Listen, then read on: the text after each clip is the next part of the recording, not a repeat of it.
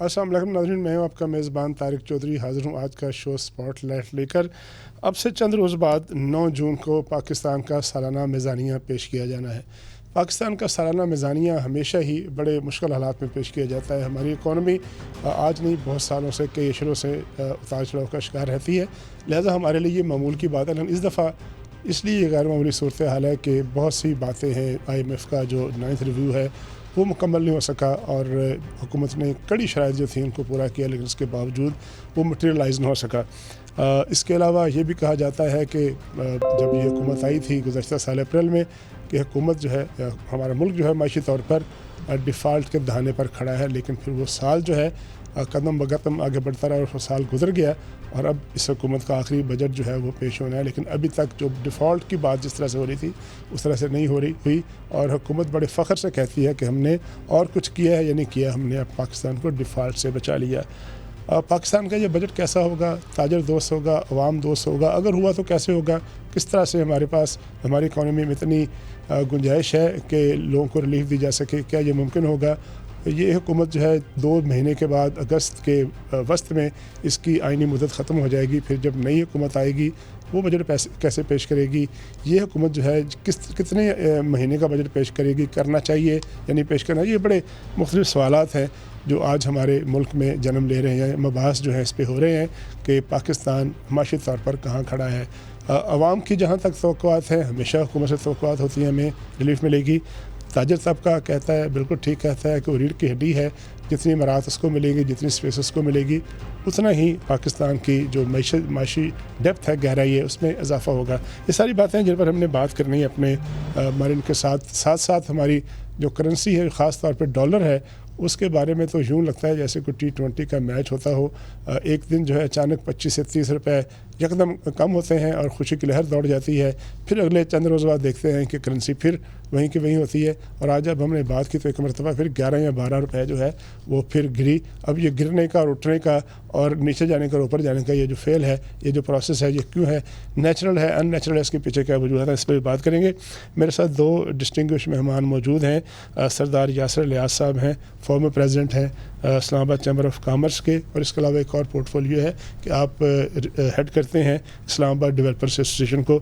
سردار صاحب آپ کی آمد کا شکریہ۔ اس کے علاوہ میرے ساتھ موجود ہیں ڈاکٹر عابد کیوم سلیحری، سسٹینیبل ڈیولپمنٹ پالیسی انسٹیٹیوٹ کے سربراہ ہیں اور اکانومی پر پاکستان میں جو چند اتھینٹک شخصیات ہیں جو لکھتی ہیں، بولتی ہیں اور جن کا کہا ہوا ہمیشہ لوگ دھیان سے سنتے ہیں، ان میں سے ایک میں شامل ہیں۔ ڈاکٹر صاحب آپ کی بھی آمد کا شکریہ، آپ کو خوش آمدید کہتے ہیں۔ سردار صاحب آپ یہ بتائیے گا، بڑی سادہ سی ایک بات پوچھوں گا میں ایک لے مین کے طور پر، کس طرح سے کیا کرے حکومت بجٹ میں کہ وہ بجٹ جو ہے بیک وقت تاجروں کے لیے بھی فرینڈلی ہو اور عوام کے لیے بھی فرینڈلی ہو؟ کوئی تجاویز آپ کے ذہن میں ہے؟ چونکہ باتیں سب کرتے ہیں، ہمارے ہاں فلسفہ بہت ہے لوگوں کے پاس، لیکن عملی تجاویز، پریکٹیکیبل تجاویز جو ہے وہ کم لوگوں کے پاس ہوتی ہے۔ آپ کے پاس ایسی کوئی ہے؟ ڈاکٹر صاحب آپ کو بہت شکریہ۔ دیکھیں ہم ہمیشہ اس پہ ڈائلاگ کرتے ہیں لیکن امپلیمنٹیشن کی طرف کبھی نہیں آتے۔ حکومت کو بھی اس چیز کا اندازہ ہے لیکن کروا گھوٹ ہمیں پینا پڑے گا جو وہ نہیں پینے کو تیار ہیں۔ آپ اگر بات کریں پالیسی کے، کچھ بیسک آپ کو چیزیں بتاؤں گا، اگر وہ امپلیمنٹ کرتے ہیں اس سے بہت بہتری آ سکتی ہے۔ کانفیڈنس ہم نے بحال کرنا ہے ساری بزنس کمیونٹی کا، صرف تاجروں کا نہیں، وہ تو ایک آپ کا سرٹن سیگمنٹ ہے لیکن اس میں انڈسٹری بھی ہے، ہماری ریل اسٹیٹ کی کمیونٹی تاجر سے مراد ہماری یہی سارے تاجر بھی ہیں، صنعت کار بھی ہیں، جو ٹریڈ، سارے لوگ شامل ہیں اس میں۔ دیکھیں ہم بات کریں پوری اگر بزنس کمیونٹی کی، اس میں سے اسٹارٹ کرتے ہیں ریل اسٹیٹ سے، جو آپ کی آپ سمجھیں کہ کور ایک بیک بون ہے پاکستان کی، اس کے ساتھ 60 الائڈ سیکٹرز کام کر رہے ہیں۔ ابھی بھی جو ہم اسپیکولیشن کی بنیاد پہ سن رہے ہیں کہ جو پالیسیز موجودہ بھی پالیسیز ہیں ان کے وہ ریوائز نہیں کرنے والے، جس کی ہم بات کر رہے ہیں اسی فورم پہ 236 کی ایک پالیسی آئی تھی جس میں وہ نان فائلرز کے اوپر جو سیلرز ہیں اس پہ 4% ٹیکس انہیں چارج کیا، جو ڈبل کر دیا انہوں نے، اور جو آپ کے پرچیز ہیں اس پہ نان فائلرز پہ آپ نے 7% کر دیا، 3 گنا اس کو بڑھا دیا۔ سننے میں آ رہا ہے کہ مزید اس کو انکریز کریں گے یا اس کو ایز اٹ از رکھیں گے۔ ہم یہ کہہ رہے ہیں کہ جو باقی ممالک ہیں جہاں پراپرٹی ٹریڈنگ کی جاتی ہے، وہ کنورژن ریٹ سے آپ ریونیو جنریٹ کرتے ہیں گورنمنٹ کا بھی اور پرائیویٹ سیکٹر بھی اس سے کماتا ہے، وہ آپ روک رہے ہیں، کیونکہ آپ کو پتا ہے کہ 25 سے 20% کے آپ کے پاس مارجن ہوتا ہے جب ٹریڈنگ کرتے ہیں، 30% کا مارجن کر لیں، اس میں سے اگر 7% آپ ان کو دے رہے ہیں، کیپٹل گین ٹیکس بھی آپ چارج کر رہے ہیں، تو بچے کیا ہے وہ چارم ختم ہو جاتا ہے، تو وہ پیسے لوگ لے کے کہیں اور لگائیں گے، خاص کر کے دبئی لگا لیں گے، UK لگا لیں گے، تو وہ فلائٹ آف کیپٹل ہو رہا ہے کیونکہ آپ کی پالیسی سخت ہے۔ پھر کیپٹل گین ٹیکس کی اگر بات کریں تو وہ 6 سال پہ تھا، آپ نے اس کو اب 4 سال پہ تھا، آپ نے اس کو 6 سال پہ کر دیا، 6 سال سے واپس اس کو 4 سال پہ لے آئیں، لوگوں کو انکریج کریں کہ آپ کم ٹائم میں بھی اگر پراپرٹی ٹریڈ کریں گے، فلپ کریں گے تو ہم اس پہ آپ کو چارج نہیں کریں گے. اس طرح کی اور نان فائلرس کی میں اس لیے بات کرتا ہوں کہ آپ لوگوں کو انکریج نہیں ڈسکریج کر رہے ہیں. آپ ان کو کہیں گے کوئی بات نہیں, آپ نان فائلر تھے, آپ فائلر بن جائیں, ہم آپ کو واپس 4% پہ لے آئیں گے, 2% پہ لے آئیں گے, 1% پہ لے آئیں گے. انسینٹیو دیں, انسینٹیو کی ضرورت ہے.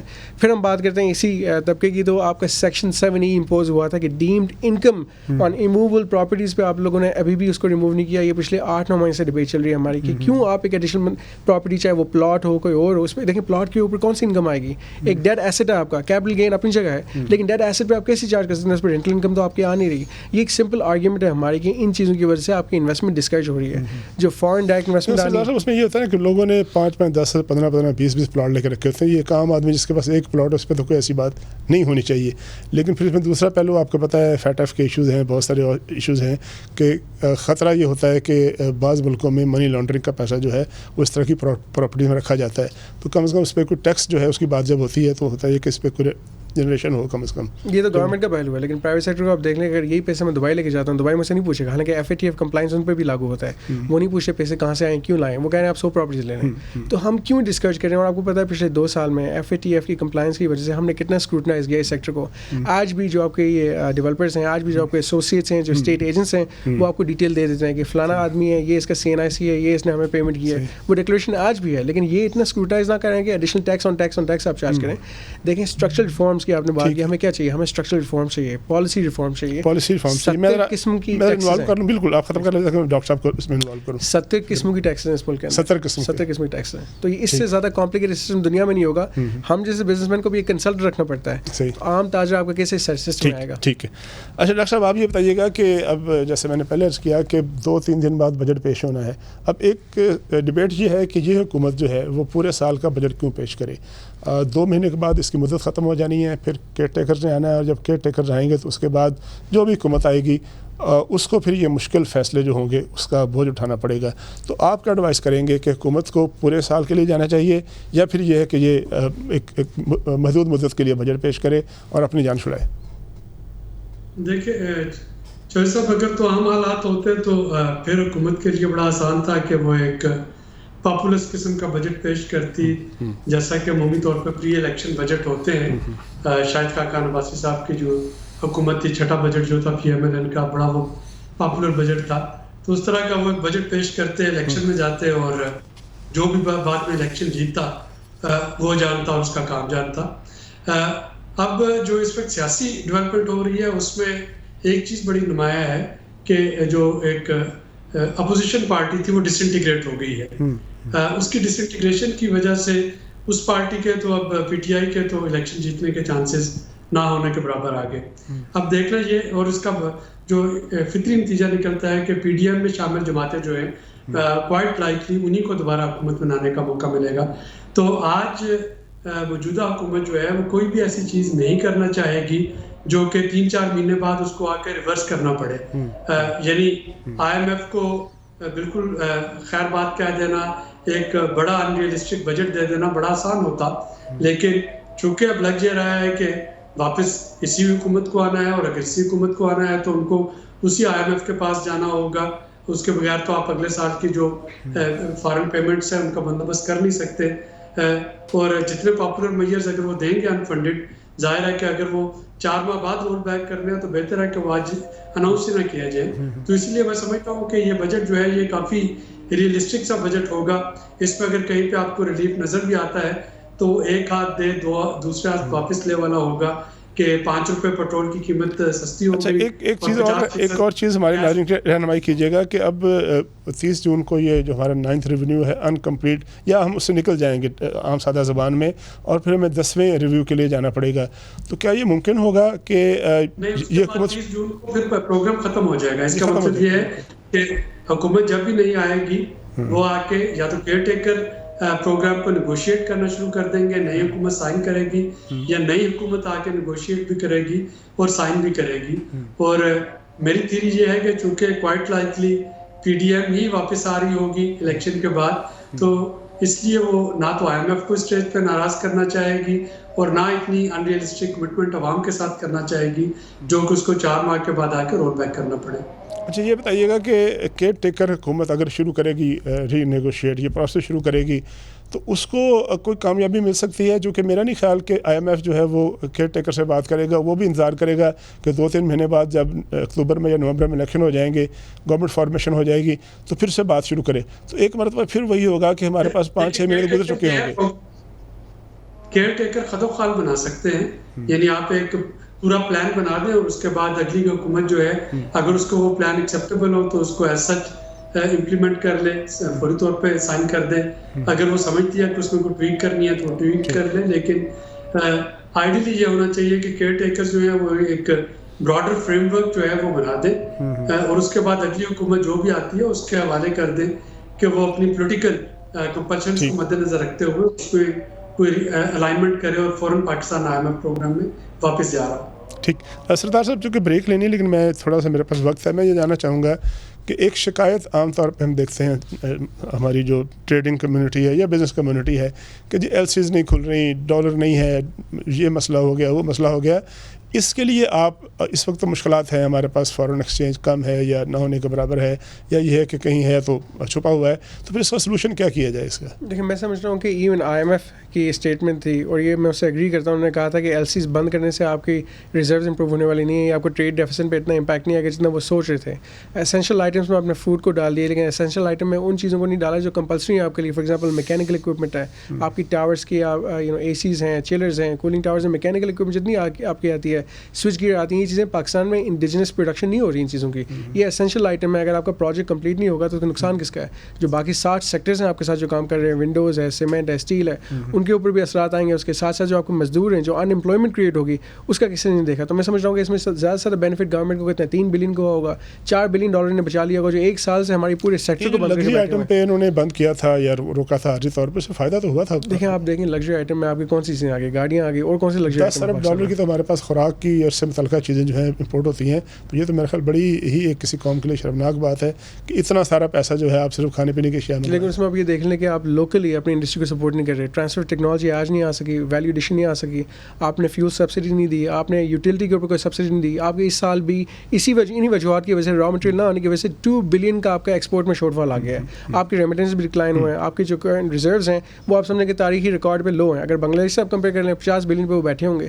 ہم مذاق کر رہے ہیں اس ملک کے ساتھ، جو کیپیسٹی ہے ہماری، جتنا رقبہ ہے، جتنی آبادی ہے، اس کے کہیں کوریلیشن میں ہم نہیں ہیں. اور یہ نہیں ریئلائز کر رہے کہ کراچی سے لے کے نارتھ تک آپ کے جتنے میجر پروجیکٹ ہیں including factories and buildings, project سارے آپ کے بند پڑے ہوئے ہیں کیونکہ ہمارے پاس مٹیریل نہیں ہے اویلیبل. تو یہ ایک بڑا مسئلہ ہے کہ ہمارے جو انڈسٹریل یونٹس ہیں یا تو بند ہیں، اس کی وجوہات ہیں بہت ساری. انرجی کا ایشو بھی ہے، ایل سیز کا ایشوز بھی ہے، اور بہت سے ایشوز ہیں جو ہمارے گزشتہ پہلے بھی تھے لیکن چند سالوں سے اس میں اضافہ ہو گیا. اب اس کا حل کیسے تلاش کرنا ہے؟ ظاہر ہے اس کا حل تلاش جو ہے خود ہمیں کرنا ہے، باہر سے تو کوئی آ کے تلاش نہیں کرے گا.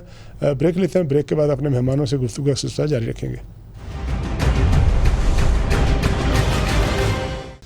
Welcome back. ڈاکٹر کیوم سلیری صاحب آپ کی طرف آتا ہوں. آپ یہ بتائیے گا کہ ایک بڑی عجیب و غریب بحث ہے ہمارے ہاں، جو میرے جیسے اکنامک الٹریٹ ہیں وہ سمجھ نہیں پاتے، کہ کہا جاتا ہے کہ پاکستان نے ساری شرطیں پوری کر دی، جو آئی ایم ایف نے کہا وہ کیا، اور اس پہ بوجھ بھی پڑا عام آدمی پر، لیکن اس کے باوجود وہ میٹیریلائز نہیں ہو سکا. یہ بڑی ناقابل فہم بات ہے عام آدمی کے لیے. ہمارے پرائم منسٹر ابھی بھی کل انہوں نے ایک انٹرویو دیا انقرہ میں کسی ٹرکش نیوز ایجنسی کو، انہوں نے کہا کہ ہم 30 جون تک مکمل کر لیں گے، جو کہ بظاہر نظر نہیں آتا. تو یہ بتائیے گا کہ کہاں غلطی ہوئی، کہاں کیا ہنڈرنس کیا ہے، کیا رکاوٹ ہے، کیوں اب تک مکمل کیوں نہیں ہو سکا وہ ہمارا پروگرام؟ جوائز صاحب، ہم چونکہ ایک کرکٹ لونگ نیشن ہے تو میں کرکٹ سے آپ کو مثال دیتا ہوں. دیکھیے ہوا یہ کہ لیٹ سے ہمارے پاس کوئی رن ریٹ تھا، کوئی ٹارگیٹ تھا جو کہ ہم نے 15 اوور تک کمپلیٹ کرنا تھا. یعنی نامہ ریویو جو تھا اس کو آپ 15واں اوور کہہ لیجیے T20 کا، کہ اس میں وہ ہمیں ایک ٹارگیٹ ملا ہوا تھا کہ یہ رن ریٹ ہونا چاہیے. ہم جا کے وہ 19ویں اوور میں وہ اس رن ریٹ پہ پہنچے. اب ہم اپنی جگہ درست کہہ رہے ہیں کہ آپ نے جو ہمیں ٹارگیٹ دیا تھا نامہ ریویو کا وہ ہم نے پورا کر لیا، لیکن وہ ٹارگیٹ جو تھا وہ تو ہمیں پورا کرنا تھا لاسٹ نومبر میں. اب تو آپ بیٹھے ہیں اس وقت مئی میں، بلکہ جون انٹر ہو گیا. تو اب وہ آئی ایم ایف جو ہے وہ جو ہے اس میں میجر چیز جو اٹکی ہوئی ہے وہ ہے کہ دوست ممالک سے رول اوور لینا، دوست ممالک سے ایشورنس لینا کہ وہ ہمارا جو قرضہ ہم نے ان کو واپس کرنا تھا وہ ہم ان کو لوٹائیں گے، وہ پھر ہمیں واپس کر دیں گے تاکہ ہمارے بینکوں سے زر مبادلہ ختم نہ ہو. تو جو ہم نے اس وقت ٹارگٹ پورا کیا $4 بلین کے قریب کا، وہ تھا آج سے 3 مہینے پہلے کا. اب آئی ایم ایف کہہ رہی ہے کہ آپ کو کم از کم $6 بلین پورے کرنے تھے، $2 سے $3 بلین کا شارٹ فال ہے. اس کی مزید گارنٹی لے کے آئے دوست ممالک کے پاس. اور وہ گارنٹیز کیوں نہیں ملی، پہلے کیوں نہیں ملی؟ وہ اس لیے نہیں ملی کہ جس طریقہ کا سیاسی عدم استحکام ملک میں چل رہا تھا اس میں دوست ممالک ویٹ اینڈ سی موڈ میں تھے.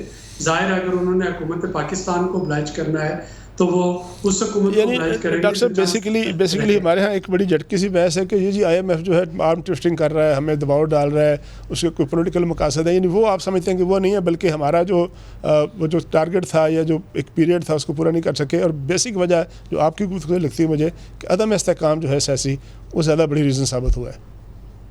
جی، اور ظاہر ہے کہ آرم ٹوسٹنگ وہیں پہ ہوتی ہے یہاں پہ ہم موقع دیتے ہیں. اگر ہمارے کوئی ڈیفیشنسی رہ گئی تو آرم ٹوسٹنگ ہو رہی ہے. اور اس وقت جو پاکستان کی جو پوزیشن ہے کہ رشیا کے ساتھ بھی تعلقات رکھنے ہیں، سعودی عرب کے ساتھ بھی، چائنا کے ساتھ بھی، ایران کے ساتھ بھی، امریکہ کے ساتھ بھی، وہ ہمیں ولنریبل کر رہا ہے. ہماری مجبوری ہے کہ سب کے ساتھ تعلقات رکھیں. لیکن اگر آپ کو یاد ہو جو ڈار صاحب کا پچھلا پروگرام تھا اس میں بھی اس طرح کے مسز ہم کرتے تھے، لیکن چونکہ امریکہ سے تعلقات اچھے تھے اوباما ایڈمنسٹریشن کے ساتھ، تو آئی ایم ایف ہر چیز اگنور کر کے قسط ریلیز کر دیا کرتا تھا.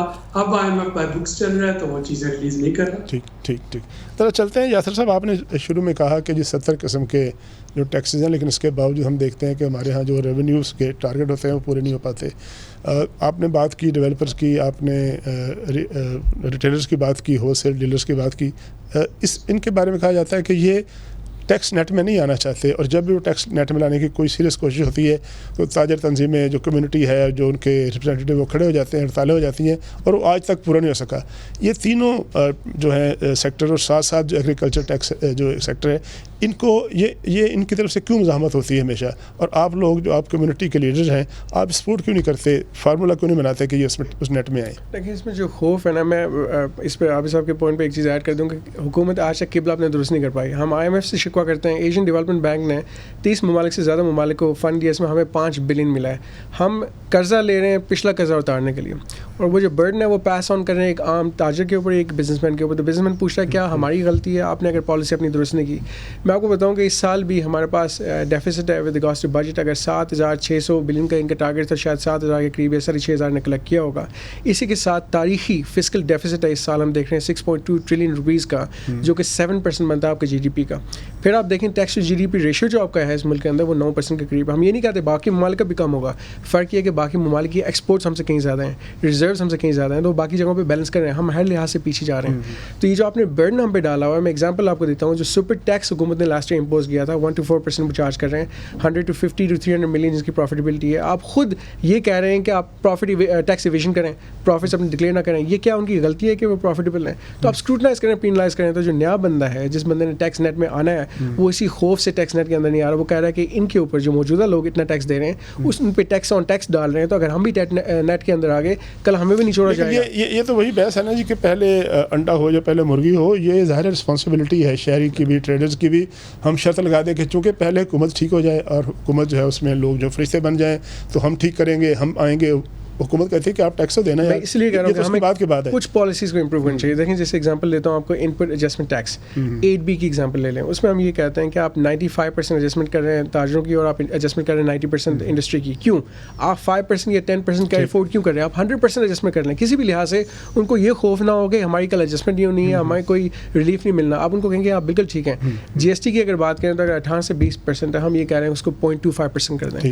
حکومت کے ریونیوز انکریز ہوں گے والیوم پہ. ہم کہتے ہیں والیوم گیم پہ کھیلیں. آپ میجورٹی لوگوں کو لے کے آئیں، آپ زیادہ کمائیں گے تو آپ 1 لاکھ کی جگہ 1,000 چارج کریں. بیسک بات آپ یہ کہہ رہے ہیں کہ اعتماد کی بحالی، اعتماد قائم ہو، تاکہ ان کو پتہ ہو کہ میں ٹیکس جس کو دے رہا ہوں یا جہاں دے رہا ہوں وہ پھر جو ہے ریڈیوس کر دیں، اماؤنٹ ریڈیوس کر دیں اپنا. ڈاکٹر صاحب آپ کی طرف آتا ہوں. بڑی خوشی بنائے گی. چند دن پہلے آپ نے سوشل میڈیا پڑھا ہوگا کہ جی پاکستان نے بڑا انقلابی فیصلہ کیا کہ روس اور ایران کے ساتھ اور افغانستان اور کچھ ملکوں کے ساتھ ہم نے بارٹر ٹریڈ شروع کر دی ہے. اس کو بڑا ایک لینڈ مارک سین قرار دیا گیا.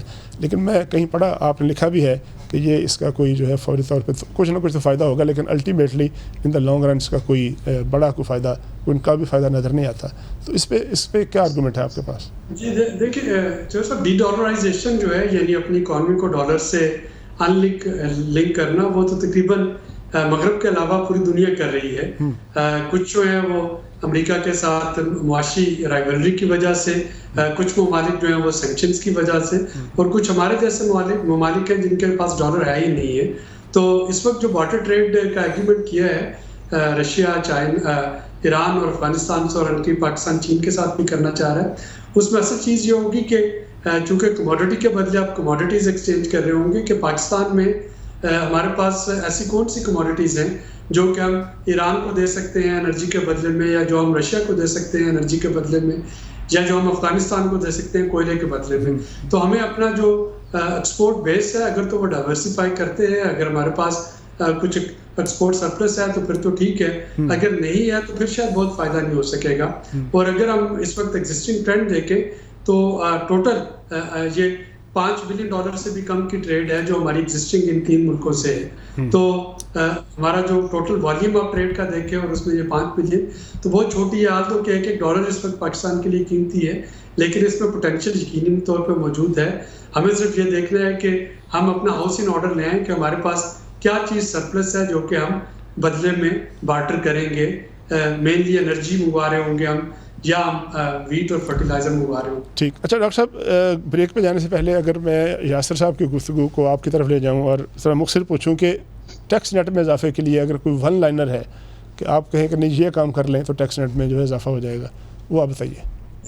دیکھیے ہم ٹیکس نیٹ میں اضافے کی بات کرتے ہیں, لیکن نیٹ بڑھانے کی بجائے جو ایگزسٹنگ ٹیکس پیئر ہیں انہیں پہ بوجھ لاتے جاتے ہیں. تو ٹیکس نیٹ میں اضافے کا مطلب ہے کہ وہ لوگ جو ٹیکس نہیں دے رہے ان کو آپ ٹیکس نیٹ میں لے کے آئیے, نہ کہ جو ایگزسٹنگ ٹیکس پیئر ہیں آپ انہیں پہ سارا بوجھ لاتے جائیں. ٹھیک, یعنی آپ سمجھتے ہیں کہ تعداد میں اضافہ کیا جائے, تعداد میں اضافہ ہو جائے گا تو ظاہر ہے اگر آج 100 بندہ ٹیکس دے رہا ہے تو اگر 200 دے گا یا 300 دے گا تو بالکل ٹھیک ہے کہ والیوم بڑھائیے, نہ کہ ہم صرف اماؤنٹ جو ہے وہ بڑھاتے چلے جائیں ایگزسٹنگ ٹیکس پیئرس. بہت شکریہ ڈاکٹر صاحب. ہم نے یہاں بریک لینی ہے اور بریک کے بعد ہمارا جو آخری سیگمنٹ ہوگا اس میں ہم پوچھیں گے اپنے دونوں مہمانوں سے کہ اب آگے ہم کیا کریں, اور پھر خاص طور پر یہ ہے کہ جو ہمارے ہاں یہ سب لوگ کہتے ہیں جی کہ میرے جو حقوق ہیں وہ فلاں اس کو دیا جائے, لیکن فرائض کیا ہے ایک معیشت دان کے طور پر, ایک صحافی کے طور پر اور ایک تاجر بزنس مین کے طور پر ہم کیا کنٹریبیوٹ کر سکتے ہیں, اس پہ بات چیت کریں گے. Welcome back. یاسر صاحب آپ کی طرف آؤں گا براہ راست. میں نے شروع میں بات کی تھی کہ ایک بہت بڑا مسئلہ یہ ہے کہ ڈالر کی قیمت جو ہے نا وہ بڑی زیادہ ہو گئی ہے, اور ایکسچینج ریٹ ایسا ہے کہ بہت سی چیزیں جو ہے وہ مشکلات ہوتی ہیں عام آدمی کے لیے بھی. اب یہ دیکھا ہم نے کہ ایک ہفتے میں ڈالر جو ہے وہ 350 پر چلا جاتا ہے, پھر اچانک وہ 27-28 روپے کم ہوتا ہے, پھر وہ 12 روپے بڑھ جاتا ہے, پھر کم ہو جاتا ہے. اس کے پیچھے جو ہے نا, اور یہ بھی لوگ کہتے ہیں ساتھ کہ جی کوئی 5 ارب کی اماؤنٹ ہے جو لوگوں نے چھپائی ہوئی ہے, جو ہولڈرز ہیں انہوں نے چھپائی ہوئی ہے. یہ کس طرح سے پھر پاکستان جو ہے چلے گا اگر ساری چیزیں اس طرح ہوتی رہیں کہ کرکٹ کی مثالیں دیں کہ T20 کی طرح جو ہے وہ اسکور میں اضافہ ہوتا ہے پھر کمی ہوتی ہے. آپ ایک فیلڈ میں بزنس میں بیٹھے ہوئے ہیں, آپ کے نزدیک اس کا حل کیا ہے قابل؟ لیکن لوکل ویلتھ ہی ہے جو اس کو چلا رہی ہے, لوکل بزنس مین ہی ہے جس کو چلا رہے ہیں ملک کو. یہ بیک بون ہے اس ملک کی, ایک پلس ہیں جو ایک بزنس مین سے بہتر کوئی نہیں سمجھ سکتا. حکومت اس سے ہمیں مشاورت میں نہیں لے کے آتی. ابھی بھی جو آپ کا بجٹ ہے, میرا سوال ہے کہ کیا انہوں نے اسلام آباد کی بزنس کمیونٹی, سیالکوٹ, فیصل آباد, کراچی کی بزنس کمیونٹی کو آن بورڈ لے کے کوئی اجلاس کیا ہے, کوئی اسپیشل اکنامک سیل قائم کی گئی ہے؟ یہ ایک بہت بڑا گیپ رہا ہے ہمیشہ ہر حکومت میں اور ہم میں. دوسری بات کرتے ہیں جو لوکل ایشوز ہیں. دیکھیں انسرٹنٹی جو ہوتی ہے اور فیئر آف ان نون ہے, اس کی بنیاد پہ اسپیکولیشن کریٹ ہوتی ہے. اسپیکولیشن کی وجہ سے آپ کے ڈالر فلکچویٹ بھی ہو رہا ہے, ساتھ FDI رک گیا آپ کا پاکستان, ریمیٹنس آپ کے رک گئے ہیں, لوگ نہیں بھیج رہے ہیں. کیونکہ آج ایک بندہ بھیجے گا وہ سوچے گا شاید 2 روپے مجھے فائدہ ہو جائے, ہفتے بعد شاید مجھے 4 روپے کا فائدہ ہو جائے, شاید مجھے 100 روپے کا فائدہ. تو یہ انسرٹنٹی ہے. دیکھیں ساتھ آپ دیکھیں 25, 26, 27 کی اگر ہم فلکچویشن کی بات کریں ہیوج اماؤنٹ ہے. اسی کے ساتھ دیکھیں جو لوکل آپ کی فلکچویشن بہت کم دیکھی جاتی ہے وہ ہے, لیکن ساتھ دیکھیں گے اس کی امپلیکیشن آپ کی جو ڈیٹ سروسنگ کاسٹ ہے وہ کہاں چلے گی. آپ نے نیکسٹ ایئر تک $40 ارب آپ واپس پے بیک کریں گے, کہاں سے آئیں گے وہ پیسے؟ کیا وہ اگین ہم جیسے ٹیکس پیئر سے آپ لیں گے, یا کہ ایڈیشنل لوگوں کو ٹیکس میں لے کے آئیں گے, یا آپ لوگوں کو کنونس کریں گے ریمیٹنس پیسہ بھیجیں پاکستان کے اندر, یا FDI کے لیے ہم JV کے پروپوزل لوگوں کو لے کے آئیں, چاہے اوورسیز پاکستانیز یا اوورسیز کمپنیز ان کو کانفیڈنس ہم دے سکتے ہیں کہ اس ملک کے اندر اسٹیبلٹی ہے, کنسسٹنسی ہے, کنٹینیوٹی ہے. اس کی بنیاد کے اوپر آپ کا ڈالر اسٹیبلائز ہوگا جب یہاں پہ انویسٹمنٹ آئے گی. ان دنوں میں ان حالات میں لوکل ٹرانزیکشنز رک گئے ہیں, فارن انویسٹمنٹ کہاں سے آئے گی؟ یہ میرا سوال ہے. بالکل، یعنی بڑی امپورٹنٹ بات ہے کہ فارن انویسٹمنٹ کیسے، جب ایک تو حالات ایسے نہیں ہیں، پھر کہا جاتا ہے، سب کہہ رہے ہیں، ڈاکٹر صاحب نے بھی کہا، آپ نے بھی کہا کہ سستا کام نہیں ہے، اسٹیبلٹی نہیں ہے، کنٹینیوشن نہیں ہے، اوپر سے پھر جو کرائسس ہیں اس کی وجہ سے کاسٹ آف ڈوئنگ بزنس، آپ کی کاسٹ آف ڈوئنگ بزنس اتنا زیادہ ہو چکا ہے کہ وہ وائبل ہی نہیں رہا. میں ایگزامپل دیتا ہوں کہ ہم لگژری گڈس کو چھوڑ دیں، آپ کنسٹرکشن کی اکوپمنٹ کی بات کریں، اسینشیل اکوپمنٹ اگر میں لاتا ہوں، میں نے کسٹم ڈیوٹی بھی پے کرنی ہے، ایڈوانس ٹیکس بھی پے کرنا ہے، سیل ٹیکس بھی پے کرنا ہے، جو سامان میرا آ رہا ہے اس کی کاسٹ کیا ہوگی، اور پھر سپر ٹیکس کی وجہ سے انڈسٹری جو سامان لوکلی دے رہی ہے وہ اتنا مہنگا ہو چکا ہے. پھر آپ کہتے ہیں انفلیشن 50% پہ پہنچ چکی ہے، آف کورس 50% پہ پہنچ چکی ہے، آپ نے کاسٹ آف ڈوئنگ بزنس اتنا انکریز کر دیا ہے. یوٹیلٹی کاسٹ آپ کی کہاں ہے، مینوفیکچرنگ کاسٹ آپ کی کہاں گئی ہے. ہمارے تفتان کے تھرو، اسمگلنگ کے تھرو جو سامان آ رہا ہے وہ پاکستان کی مارکیٹ میں بک رہا ہے، کاسٹ ہو جائے گی. اس پہ کنٹرول کرنا چاہیے. بالکل ٹھیک ہے، ظاہر ہے ایسے بہت سی چیزیں ہیں، بہت سے ایسے لوپ ہولز ہیں جن کو کنٹرول کر لیا جائے، جو ہے ٹائٹ کر لیا جائے تو اس پہ بہت چیزیں بچا جا سکتا ہے. ڈاکٹر صاحب آپ یہ بتائیے گا، دو تین چونکہ وقت کم ہے، دو چیزیں میں آپ سے پوچھنا چاہ رہا ہوں. ایک تو یہ بتائیے گا کہ کل بھی میں ڈیبیٹ دیکھ رہا تھا کہیں کہ جی جو بہت بڑا ایک طریقہ ایشو یہ ہے، ایک سلوشن یہ ہے کہ ہم فوری طور پر اپنے جو ہمارے ادارے ہیں ان کو ان کی نجکاری کر دیں. بہت بڑی تعداد ان کی، وہ ہم پڑھتے رہتے ہیں کتنے ہیں. کیوں جو ہے یہ ہو نہیں پاتا؟ سلوشن سب دیتے ہیں، آج تک کوئی ایسی حکومت نہیں ہے جس نے اس سے ایگری نہ کیا ہو، لیکن اینڈ آف دی ڈے جو ہے وہ جا کے پھر وہ وہی کہ وہی رکا ہوتا ہے کہ سارے ادارے پڑے ہیں اور اس کی وجہ سے ہمیں نقصان ہوتا ہے. دوسرا یہ بتائیے گا کہ IMF کے علاوہ بھی ہمارے پاس کوئی آپشن ہے کوئی آنے والے دنوں میں کہ کوئی اور ونڈو دیکھیں جہاں سے ہمیں جو ہے سلور لائننگ نظر آ جائے یا سلوشن نظر آ جائے کوئی؟ دیکھیے جوہر صاحب، IMF تو اس وقت اگلا پروگرام تو امییننٹ ہو چکا ہے، اس کے بغیر میں نہیں سمجھتا کہ کوئی آپشن آپ کے پاس موجود ہے.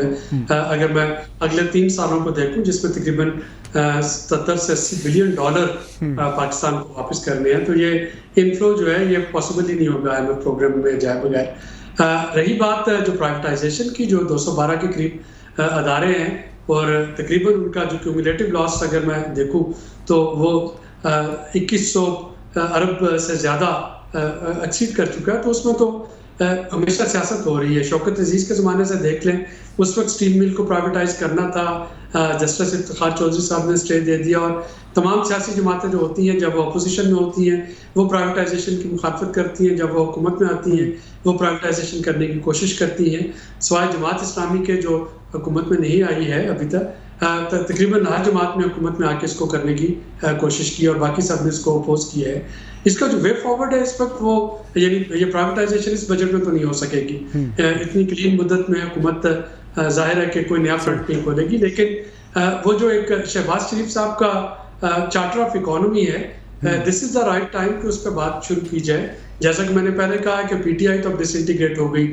اب جو حکومت میں شامل جماعتیں ہیں ان کا آپس میں ایک چارٹر آف اکانومی ہونا چاہیے، چونکہ یہ جماعتیں کہہ چکی ہیں کہ ان کا الیکٹورل الائنس نہیں ہے. MQM، پیپلز پارٹی، PMLN یہ ایک دوسرے کے خلاف الیکشن لڑ رہی ہوگی، یا PMLQ. تو یہ آپس میں تو کم از کم آج بیٹھ کے چارٹر آف اکانومی سائن کر لیں تاکہ کل کو جو بھی الائنس آئے وہ اپنی اپوزیشن کے ساتھ کچھ چیزیں طے کر سکے اور معیشت کو سیاست کی نظر ہونے سے بچایا جا سکے. ٹھیک، میں ذرا ڈاکٹر صاحب آخری دفعہ آپ کے پاس آؤں گا 2 منٹ کی، لیکن میں سوال آپ سے کر لوں. آپ نے بزنس کمیونٹی کی بات کی، آپ نے تاجروں کی بات کی، ڈیولپر سب کی بات کی آپ، لیکن پاکستان کے شہری بھی ہیں. عام آدمی کے لیے آپ کیا سجیسٹ کریں؟ حکومت کیا ایک بڑا اقدام کرے جس سے جو ہے عام آدمی کو ریلیف محسوس ہو؟ ٹھیک ہے ہماری یہاں شرنک ہو گئی ہے، اسپیس زیادہ نہیں ہے، لیکن کچھ نہ کچھ تو حکومتوں کے پاس کوشن ہوتا ہے. کیا کرنا چاہیے؟ دیکھیں، سب سے پہلے جو ایک عام آدمی کے اوپر بوجھ ہے، آپ کی یوٹیلٹی کاسٹ کا ایک بوجھ ہے، وہ کم کر دیں. آپ کے اوپر آپ کے پاس وہ کیپیسٹی ہے، آپ جا کے آپ بھی رشیا سے سبسڈائز آئل لے سکتے ہیں. اگر انڈیا لے رہے تو ہم کیوں نہیں لے سکتے؟ آپ اگر نیگوسیشن ٹرمز اپنی ٹھیک کر لیں، ویٹ آپ امپورٹ کر رہے ہیں، آپ کیوں ڈپینڈنسی ہے آپ کی امپورٹ کے اوپر؟ آپ کے پاس 8 لاکھ کے قریب رقبہ پڑا ہوا ہے، 900 کلومیٹر کی آپ کے پاس کوسٹ لائن ہے. آپ لوگ بلو واٹر اکانومی پہ کام نہیں کر رہے، اس سائڈ لوگوں کو ڈفلیکٹ کریں، ڈائیورٹ کریں تاکہ لوگ انڈسٹری میں پیسہ لگائیں. انڈیجنس پروڈکشن پاکستان کی اسٹرینتھ ہونی چاہیے. 50% اگر آپ کی آبادی ہے بلو دی ایج آف 35 را ہیومن ریسورس ہے. ہم بات کریں والیوم کی تو 40 لاکھ سے زیادہ SMEs موجود ہیں یہاں پہ، 22 لاکھ سے زیادہ ٹریڈرز یہاں پہ موجود ہیں. اگر ان کو آپ انکریج کریں گے، آن بورڈ کریں گے، ٹیکس نیٹ میں اضافہ بھی ہو جائے گا اور عام آدمی کے لیے سہولت آئے گی، کیونکہ وہ چیزیں اپنی سستی کر دیں گے. اگر ان کے اوپر برڈن ہوگا، وہ برڈن ایک عام آدمی میں پاس آن کریں گے. سب سے پہلے یوٹیلٹی کاسٹ کے ایشوز ہیں ہمارے پاس، یوٹیلٹی کاسٹ بہت زیادہ ہے، فیول کاسٹ بہت زیادہ ہے. اس پہ ایک عام آدمی کو رائٹ اوے ریلیف دیں. ساتھ ساتھ جو اسٹیٹ اون انٹرپرائز ہے، اس کو آپ یا پرائیویٹائز کریں یا ڈاؤن سائزنگ شروع کر دیں، کیونکہ جو آپ کے ٹیکس فکس ٹیکس آپ لائیں. یقین کریں اگر ریلیونٹ جو انجمان تاجر ہیں ان کو آپ بٹھائیں گے ایک پیج پہ، وہ بیٹھنے کو تیار ہیں. میں ذرا آخری سوال پوچھوں ڈاکٹر صاحب، ایک بڑا مختصر سوال ہے، کیا ابھی بھی ہم ڈیفالٹ کے دہانے پر کھڑے ہیں یا ہم بچ گئے ہیں اور فوری طور پہ کوئی خطرہ باقی نہیں رہا؟ دیکھیے طارق صاحب، ڈیفالٹ ایز سچ شاید نہ ہو، دوست ممالک سے امداد ملتی رہے گی، لیکن جب تک آپ کا ڈالر کا انفلو شروع نہیں ہوتا، روپے کی قدر میں کمی جو ہے وہ آتی جائے گی. تو مجھے تو یہ ڈر ہے کہ یہ نہ ہو کہ جو لوگ جو ہیں وہ ڈیفالٹ ہونا شروع ہو جائیں. تو ملک کو انشاءاللہ اپریل میں نیکسٹ کمرشل پیمنٹ ہونی ہے اگلے سال، تو تب تک وہ ڈیفالٹ سے کھیل آنکھ مچولی کرتا رہے گا. لیکن اگر آج میں پروگرام نہیں آتا تو ہم میں سے بہت سے ڈیفالٹ ہو چکے ہوں. اچھا، ابھی چونکہ پچھلی بات کر رہے تھے نا آپ نجکاری کی، تو اسحاق ڈار صاحب کل پرسوں کہہ رہے تھے جی کہ ہمارے پاس $100 بلین کے اثاثے ہیں. تو اس کا مطلب اشارہ ان کا بھی اسی طرف تھا کہ وہ اثاثے جو ہیں اس کو ہم گروی رکھ سکتے ہیں یا نیگوشیٹ کر سکتے ہیں یا ان کو پھر ہم نجکاری میں جا سکتے ہیں. تو یہ ایک پاسبل ایک سامنے ٹارگٹ ہو سکتا ہے حکومت کے. یہ پچھلے بجٹ میں بھی کوئی 96 ارب روپے پرائیویٹائزیشن پروسیڈ کے رکھے گئے تھے، پی ٹی آئی بھی رکھتی رہی ہے، اب بھی شاید کچھ ہوں گے. لیکن اصل چیز اس سے آگے بڑھنا ہے کہ کیا واقعتاً ہم نجکاری کرنے میں سنجیدہ ہیں یا دوبارہ سیاست غالب آ جائے گی. جی بہت شکریہ ڈاکٹر عبدالکریم سلیری صاحب، آپ نے اپنے انپوٹ سے اور اپنے تجزیے سے نوازا کہ پاکستان کی معاشی صورتحال جو ہے کہاں کھڑی ہے اور فیوچر میں اس کے پاس ہمارے پاس جو سلوشن کیا ہے اور کہاں کہاں مواقع ہیں جن کو ہم گریب کر سکتے ہیں. اس کے علاوہ جناب سردار یاسر اللہ صاحب، سابق صدر اسلام آباد چیمبر آف کامرس، آپ کا شکریہ، اور آپ نے بزنس کمیونٹی کی نمائندگی کرتے ہوئے بڑی مؤثر اور جو قابل عمل تجاویز جو ہیں وہ دی ہیں. یہ تھا آج کا شو اسپاٹ لائٹ. اپنے میزبان طارق چودھری کو اجازت دیجیے. اللہ حافظ.